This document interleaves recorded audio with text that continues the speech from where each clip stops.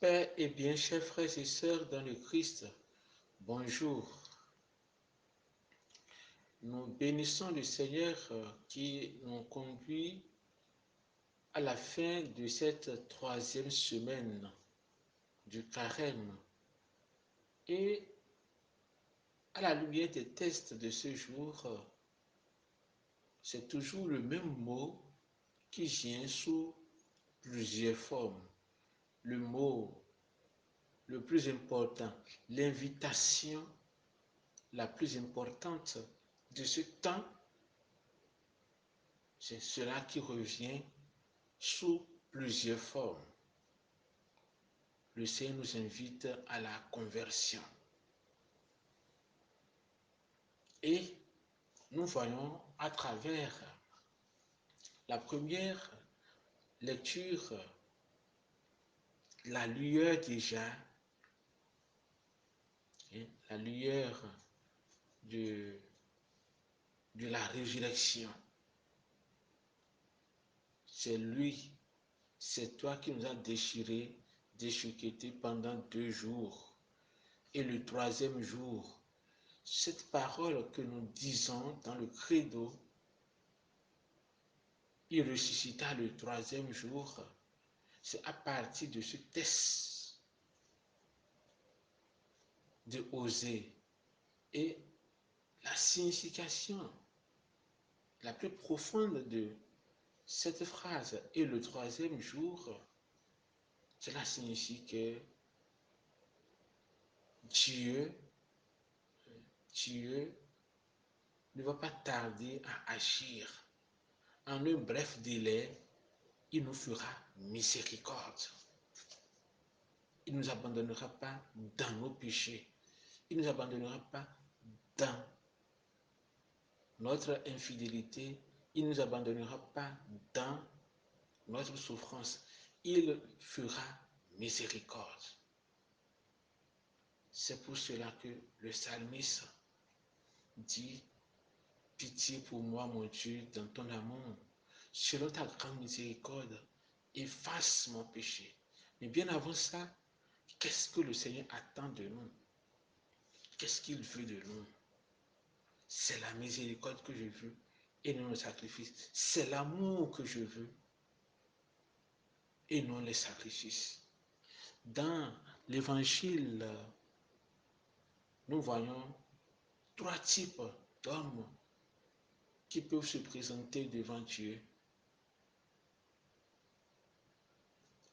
Le pharisien, le publicain et nous-mêmes.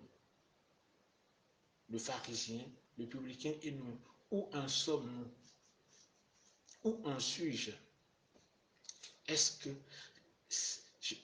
que mon engagement envers Dieu n'est-il pas un engagement superficiel? Je fais la dîme, je jeûne, je fais ceci. Ça, c'est l'extériorité. C'est la superficialité. Or, le Seigneur nous veut être humble. Pitié pour moi, mon Dieu. Tournons notre regard intérieur vers le Seigneur pour lui demander miséricorde. Jésus nous dit, parmi ces deux, qui a été rendu juste,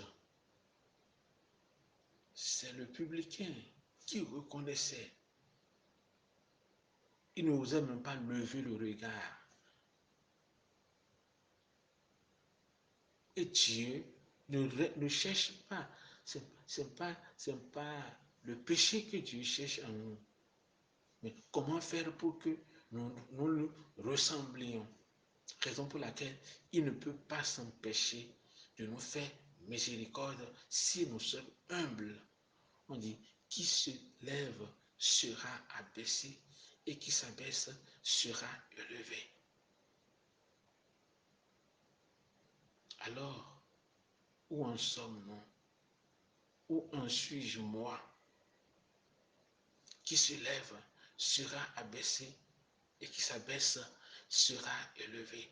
Dieu ne veut pas notre mort, il ne veut pas notre perdition, il ne veut pas notre déchéance. Mais il faut que nous retournions en toute conscience.